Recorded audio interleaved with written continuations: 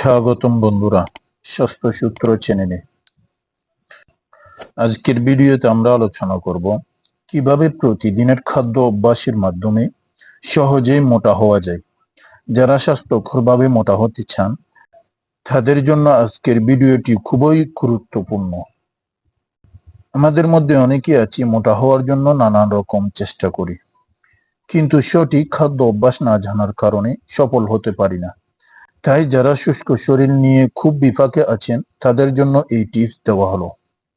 সকাল হতে রাত পর্যন্ত এই টিপস গুলো ফলো করলে ইনশাআল্লাহ আশা করি 1 থেকে 1.5 মাসের মধ্যে সফলতা পেয়ে যাবেন। যে টিপসটি আমি বলতে চলেছি তা খুবই সহজ। যদি আপনি একটু মনোযোগ দিয়ে খুব ফলো করেন তাহলে আপনি কিছুদিনের মধ্যেই মোটা হয়ে যাবেন। প্রথমে সকালবেলা তাড়াতাড়ি ঘুম থেকে উঠুন। রাতে কতটুকু ঘুমিয়েছেন সেদিকে না তাকিয়ে সকালে তাড়াতাড়ি ঘুম থেকে উঠে যান। সকালে তাড়াতাড়ি ঘুম থেকে ওঠা মানে নিজেকে সারা দিনের জন্য তৈরি করে নেওয়া। এবার প্রথমে 1 গ্লাস পানি খেয়ে হালকা ব্যায়াম করে আসুন। সকালে খালি পেটে পানি পান করলে পেট পরিষ্কার হয়ে যায়, যা কোষ্ঠকাঠিন্য, গ্যাস্ট্রিক ও অন্যান্য পেটের সমস্যাগুলো কমাতে সাহায্য করে। আর ব্যায়াম নিয়ে যদি বলতে চাই, অনেক কথা বলতে হয়। এক কথায় ব্যায়াম আমাদের শরীরের বেশিরভাগ সমস্যার সমাধান। সকালে ব্যায়ামের অন্তর্ভুক্ত হিসেবে আপনি একটু দৌড়দৌড়ি বা হালকা পুশ আপ করতে পারেন। এটি আপনার শরীরকে মজবুত হওয়ার জন্য সাহায্য করবে। এবার ব্যায়াম করে এসে পুনরায় 1 গ্লাস পানি পান করে কিছু সময় পর সকালের নাস্তা সেরে নিন। এখন কথা হলো সকালের নাস্তায় কি রাখবেন। সকালের নাস্তার জন্য প্রথমে আমি যেটা পরামর্শ দিব সেটা হচ্ছে পান্তা ভাত।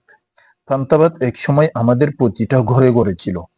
একটু চিন্তা করলে দেখবেন ওই সময় কিন্তু রোগ ব্যাধিও কম ছিল এবং তখন তারা স্বাস্থ্যবানও ছিল।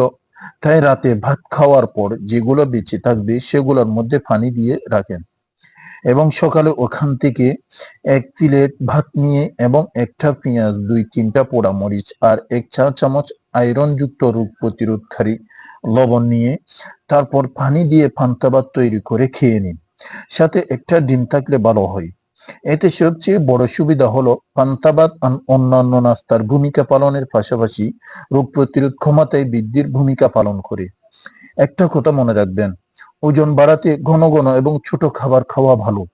প্রতিদিন 3 বার বড় খাবারের পরিবর্তে 5 থেকে 6 বার ছোট ছোট খাবার খেতে পারেন। এই যেমন সকালে নাস্তার পরে 9টা-10টার দিকে হালকা নাস্তা রাখতে পারেন এবং এটাতে আমি সাজেশন দিব কলা, বাদাম, ডিম এবং মধু, এই 4টা থেকে যে কোনো 2টির মাধ্যমে হালকা নাস্তা করতে পারেন, কারণ এগুলোতে প্রচুর পরিমাণে প্রোটিন এবং ফাইবার পাওয়া যায়, যা আমাদের শরীরের শক্তি বাড়াতে সহায়ক হয়। এখানে একটি কথা, অনেকের আবার এগুলো জোগাড় করতে একটু কষ্ট হতে পারে।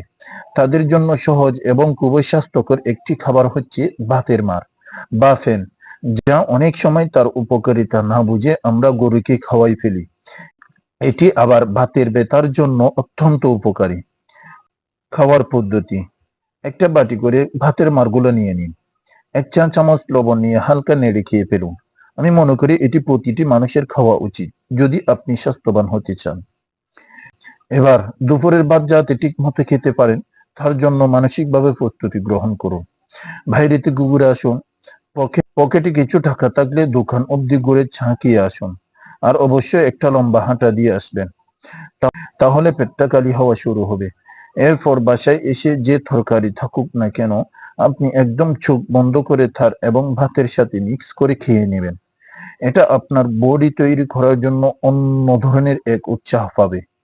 ভাত খাওয়ার শেষে বিকেলের আগ পর্যন্ত একটানা ঘুম দিবেন। দেখবেন ঘুম থেকে ওঠার পর শরীরটা একদম ঝরঝরে মনে হচ্ছে। এবার আপনাকে প্রস্তুতি নিতে হবে বিকেলের নাস্তার জন্য। বিকেলের নাস্তার জন্য আমি 3টি খাবার সাজেশন করব। আপনি এই 3টি থেকে যে কোনো একটি খেলে আপনার উপকার পাবেন। 1 নাম্বার, চিড়া ও কলা। চিড়া ভিজিয়ে তার সাথে একটু কলা কুচি ও সামান্য মধু মিশিয়ে খেতে পারেন, খুবই উপকারী এবং পেটও ভরবে। 2 নাম্বার, মুড়ি ও বাদাম। মুড়ির সাথে একটু বাদাম, চিড়া, পেঁয়াজ, টমেটো এবং সামান্য সরিষার তেল মিশিয়ে ঝালমুড়ি তৈরি করে খেতে পারেন। খরচ কম এবং খুবই সহজ এবং উপকারী।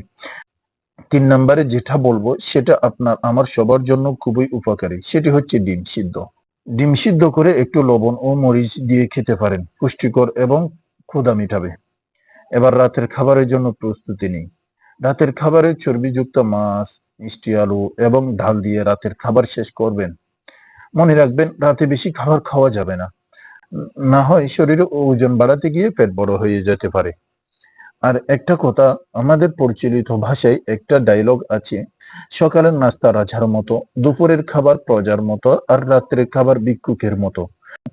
যদি আপনি এভাবে 3 থেকে 4 দিন চলেন, তাহলে খাবারের প্রতি আপনার একটা অন্যরকম আগ্রহ জাগবে, তার স্বাদ আপনি হাড়ে পিঠে টের পাবেন।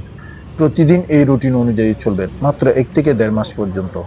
ইনশাআল্লাহ এরপর আপনি নিজেকে চিনতে পারবেন না। তো বন্ধুরা, আশা করি আপনারা এই টিপস গুলো থেকে অনেক উপকারী হবেন। তাই যদি আপনাদের ভিডিও ভালো লেগে থাকে, তাহলে লাইক, কমেন্ট, শেয়ার করে আমাদের পাশে থাকুন।